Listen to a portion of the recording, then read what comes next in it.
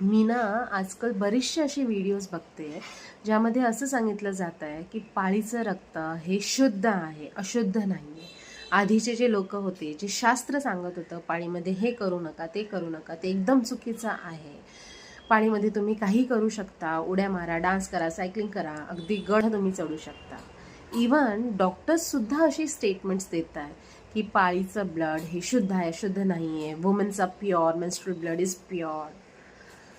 मला हे कळत नाही आहे की शास्त्रामध्ये कुठे असं मेन्शन केलं आहे की पाळीचं रक्त हे अशुद्ध आहे, किंवा तुमचे आई वडील, तुमचे आजी आजोबा कधी तुम्हाला म्हटले की पाळीचं रक्त अशुद्ध आहे, किंवा जर तुम्हाला पाळी येते तेव्हा तुम्ही अशुद्ध होता, एक स्त्री अशुद्ध मानली जाते, असं शास्त्रामध्ये कुठे लिहिलेलं आहे? हा टॉपिक डिस्कशनसाठी आलाच कसा हेच मला कळत नाही. इवन मोठे मोठे डॉक्टर सहज हे बोलून जात आहे, प्युअर ब्लड, इम्प्युअर ब्लड. असं का होतंय? पाळीचं रक्त हे दर महिन्याला शरीरामधून, गर्भाशयामधून बाहेर टाकलं जातं. काय होतं, गर्भाशयामध्ये दर महिन्याला हळूहळू रक्तपुरवठा हा वाढला जातो, ब्लड सप्लाय हा इन्क्रीज होतो. एंडोमेट्रियम जी असते गर्भाशयाची आतली लेयर्स ही वाढते, कारण गर्भाशयाला असं वाटतं की आता पुढे प्रेग्नन्सी राहू शकते. त्यामुळे हे सगळं जास्त प्रमाणात गर्भाशयामध्ये दिलं जातं. पण मग जेव्हा प्रेग्नन्सी राहत नाही तेव्हा गर्भाशय हे सगळं एक्स्ट्राचा रक्तपुरवठा, एंडोमेट्रियम हे सगळं गर्भाशयातून बाहेर टाकतं. कारण आता गर्भाशयाला ह्या सगळ्यांची गरज नाही आहे, कारण प्रेग्नन्सी राहिलीच नाही आहे. त्यामुळे हे सगळं कलेक्टिव्हली मिळून पाळीचं ब्लड होतं. म्हणजे पाळीच्या ब्लडमध्ये, मेन्सेसमध्ये फक्त ब्लड नसतं तर एंडोमेट्रियमसुद्धा असते, म्हणजे युट्रसची लायनिंग्स असतात, टिश्यूज असतात, म्युकस असतं, वजायनल सिक्रिशन्स असतात, म्हणजे योनी मार्गातले काही डिस्चार्ज जे आपण म्हणतो ते सिक्रिशन्स असतात, डेड एंडोमेट्रियम सेल्स असतात, काही बॅक्टेरियाज असतात जे नॅचरल वजायनल बॅक्टेरिया असतात. हे सगळं एकत्र मिळून पाळीचं ब्लड असं होतं, फक्त ब्लड नसतं. आणि हे ब्लड योनी मार्गातून बाहेर टाकलं जातं. हे तर आपल्याला माहिती आहे, वजायना थ्रू पिरियड्स येतात आपल्याला. मग ह्यामध्ये ह्या ब्लडला शुद्ध आहे की अशुद्ध आहे ह्याचा डिस्कशन करण्याचा काय लॉजिक पॉईंट आहे? आता मूळ व्याधामध्ये सुद्धा रेक्टल ब्लिडिंग होते, शीच्या जागेतून रक्त येतं. मग तेव्हा हे डिस्कशन होतं का की ते रक्त शुद्ध आहे की अशुद्ध आहे? किंवा एखाद्या वेळेस जेव्हा आपल्याला कुठे कट होतं, बॉडीला कुठेही कट होतं किंवा मोठा ॲक्सिडेंट होतो, तेव्हा सुद्धा शरीरातून रक्त बाहेर येतं. तेव्हा त्यावर डिस्कशन होतं का की हे रक्त अशुद्ध आहे की शुद्ध आहे? मग हे पाळीच्या रक्ताच्या शुद्धतेवर डिस्कशन का बरं सुरू झालंय? आता हे मोठमोठे लोक म्हणतायत, स्त्रिया सुद्धा म्हणतायत, डॉक्टर सुद्धा म्हणतायत. तर मग त्यांना विचारा की हे पाळीचं रक्त कोणत्याही फॉर्ममध्ये यूज केलं जाऊ शकतं का? मग ते शुद्ध अशुद्ध यावर चर्चाच कशाला आहे? आणि सर्वात इम्पॉर्टंट गोष्ट म्हणजे शास्त्रात कुठेही असं मेन्शन केलेलं नाहीये की हे रक्त अशुद्ध आहे, किंवा पाळी आलेली स्त्री ही अशुद्ध असते असंही शास्त्रात कुठेही सांगितलेलं नाहीये. इनफॅक्ट आपल्याकडे आपल्या शास्त्रामध्ये जेव्हा कन्येला फर्स्ट टाइम पिरियड्स येतात, फर्स्ट टाइम पाळी येते, तेव्हा तिचं सेलिब्रेशन केलं जातं, तिला पूजलं जातं. साऊथमध्ये तर याचं मोठे मोठे प्रोग्राम्स असतात, मोठं सेलिब्रेशन केलं जातं. मग जे शास्त्र कन्येला फर्स्ट टाइम पिरियड्स आल्यानंतर पूजतं, ते शास्त्र पाळी आलेल्या स्त्रीला अशुद्ध कसं मानू शकतं? किती कॉमन सेन्सची गोष्ट आहे ही. ह्या उलट आपल्या शास्त्रामध्ये, आयुर्वेदात पाळी आलेल्या स्त्रीला रजस्वला स्त्री म्हणून म्हटलं जातं आणि तिची कशी काळजी घ्यावी हे सांगितलं गेलं आहे. आता प्रॉब्लेम कुठे सुरू झाला आणि हे शुद्ध अशुद्धचं नाटक का सुरू झालं हे मी तुम्हाला सांगते. काय झालं, आपल्या शास्त्रात एका स्त्रीला पाळीमध्ये काही नियम, काही रूल्स फॉलो करायला सांगितले गेले आहेत.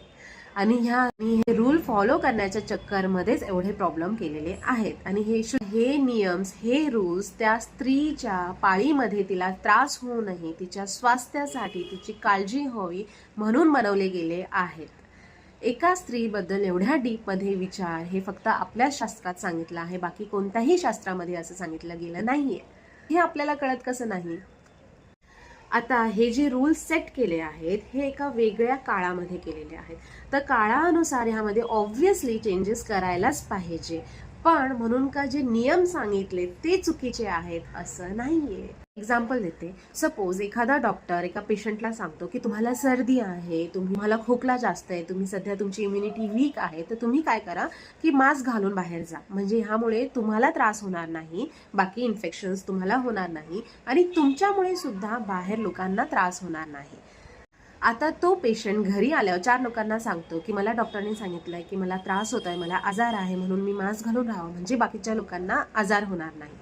आणि 4 लोकांची ग्रहण करण्याची क्षमता वेगवेगळी असते. ते 4 लोक परत 4 लोकांना पसरवतात की ह्याला खूप मोठा आजार झालाय, म्हणून डॉक्टरने याला मास्क घालायला सांगितलं, तर याच्यापासून लांब राहा. म्हणजे जेव्हा केव्हा तो माणूस बाहेर पडतो आणि त्याच्या तोंडावर मास्क असतं, तर 4 लोक असे घाबरून राहतात की याला काहीतरी मोठा आजार झाला म्हणून ह्याने मास्क घातलाय. सो जे डॉक्टरांनी सांगितलं आणि जे लोकांपर्यंत जात आहे ते एकदम वेगळंच आहे. म्हणून का डॉक्टरांनी जे सांगितलंय की तुम्ही मास्क घाला, हा नियम चुकीचा नाहीये. जसं इंटरप्रिट केलंय ना ते चुकीचं आहे. आजकाल स्त्रियांना पाळीमध्ये जे त्रास होत आहे, पाळी इरेग्युलर असणं, पाळी वेळेवर न येणं, आली तर 15-15, 20-20 दिवस राहणं, कमी रक्त, जास्त रक्त, PCOD, मध्ये भयंकर त्रास होणं, पोट दुखणं, चक्कर येणं, उलट्या होणं, परत बाळ राहत नाहीये, अंड फुटत नाहीये, अंड वेळेवर बनत नाहीये, हे एंडोमेट्रियम सारखा आजार, हे एवढ्या सगळ्या गोष्टी का वाढल्या याचा कधी विचार केलाय का? कारण लाईफस्टाईल चेंज झाली आहे, म्हणजेच आपण सांगितलेले नियम हे फॉलो करत नाहीये. आता आपण स्टेप बाय स्टेप हे जाणून घेऊ की आपल्या शास्त्रात काय नियम सांगितले गेले आहेत आणि कोणते नियम कालानुसार फॉलो केले गेले पाहिजे आणि कोणते नाही केले गेले पाहिजे.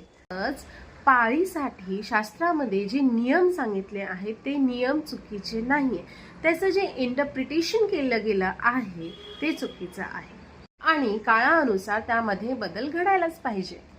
तर आता काय नियम सांगितले गेले आहेत हे आपण स्टेप बाय स्टेप बघूया. तर सर्वात पहिला नियम ज्याचा एवढा बाव केला जातो की पाळी आलेल्या स्त्रीला वेगळं ठेवा, वेगळ्या रूममध्ये ठेवा किंवा वेगळे जागेवर बसवा. तर हा नियम कशासाठी आहे? तर त्या बाईला पाळीमध्ये पूर्ण विश्रांती भेटावी, आराम भेटावा, म्हणजे तिला ब्लड फ्लो प्रॉपर होईल किंवा पोटदुखी जास्त होणार नाही, हॉर्मोनल इश्यूज होणार नाहीत, ह्यासाठी हा नियम बनवला गेला आहे. आता त्या काळानुसार जेव्हा लोक जॉईंट फॅमिलीमध्ये राहत होते, वाडा वगैरे मध्ये राहत होते, तर तेव्हा असं सांगितलं की तिला वेगळ्या रूममध्ये बसवा म्हणून.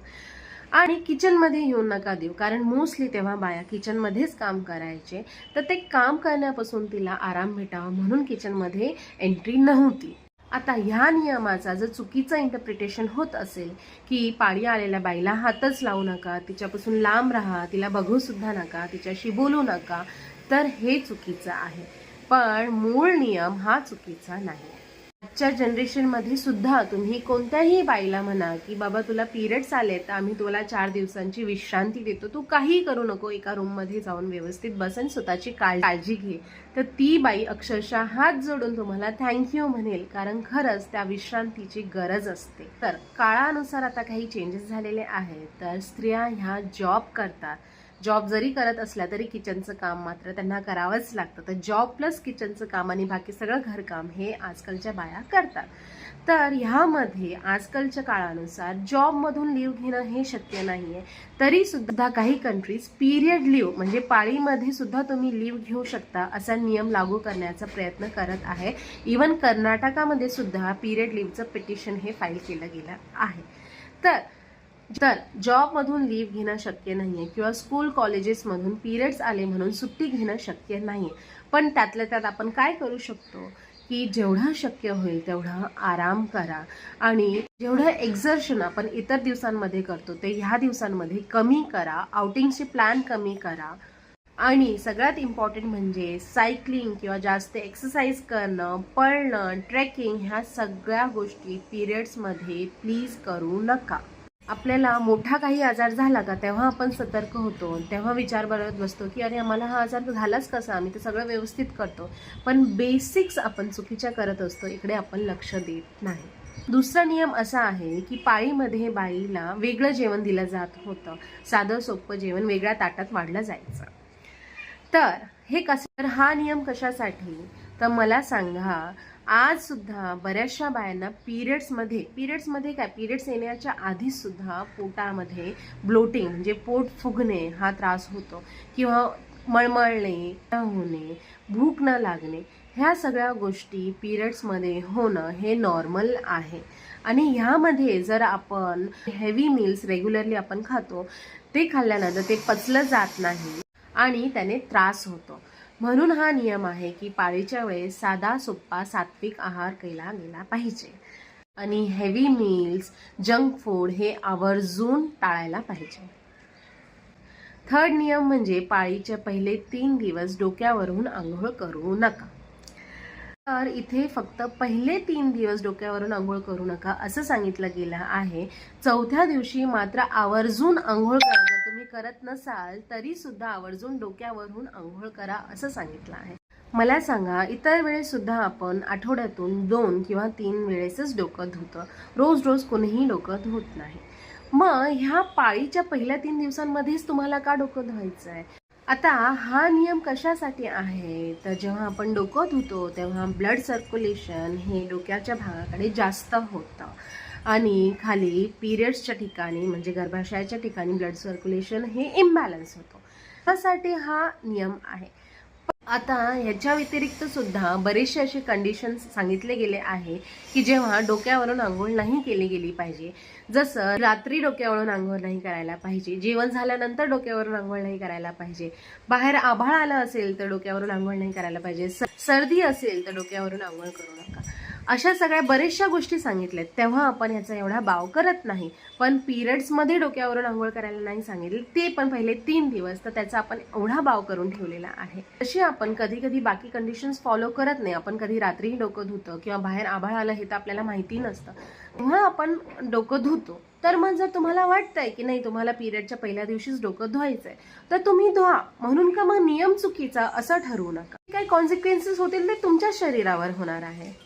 आणि एवढं करून सुद्धा हा एवढा मोठा मुद्दाच नाहीये. जसं मी म्हटलं, तुम्हाला जर आधी धुवायचंय तर तुम्ही आधी धुवा. ह्यामध्ये तुम्हाला कोणीही थांबवलं नाहीये. मला काय म्हणायचं आहे की हे मुद्दे डिस्कशनसाठीच नाहीये.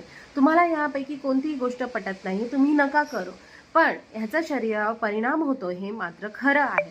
तरी सुद्धा तुम्ही नका फॉलो करू. उगाच अननेसेसरी डिस्कशन का होत आहे? डिस्कशन कशावर व्हायला पाहिजे की पिरियड्स बद्दल तुम्ही एकमेकांशी ओपनली बोला. त्यामध्ये काय त्रास होतोय, किती पॅड्स लागतात, काय होतं, ह्यावर चर्चा करा.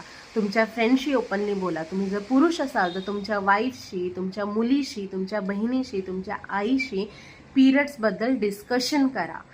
ह्या गोष्टींवर डिस्कशन व्हायला पाहिजे. तिला किती त्रास होत आहे हे जाणून घ्यायचा प्रयत्न करा आणि तुम्ही काय हेल्प करू शकता ह्या गोष्टींवर डिस्कशन करा. मुलींना का बरं लवकर पिरियड्स येतात ह्यावर चर्चा करा. हे जे मुद्देची गोष्ट सोडून आपण वेगळेच इकडे तिकडे डोकं लावतो ज्याचा काही तथ्य नाहीये. सो प्लीज प्रॉपर नॉलेज घ्या, त्यामुळे गोष्टी एकदम क्लिअर होतात आणि प्रॉपर गोष्टींवर चर्चा करा. धन्यवाद.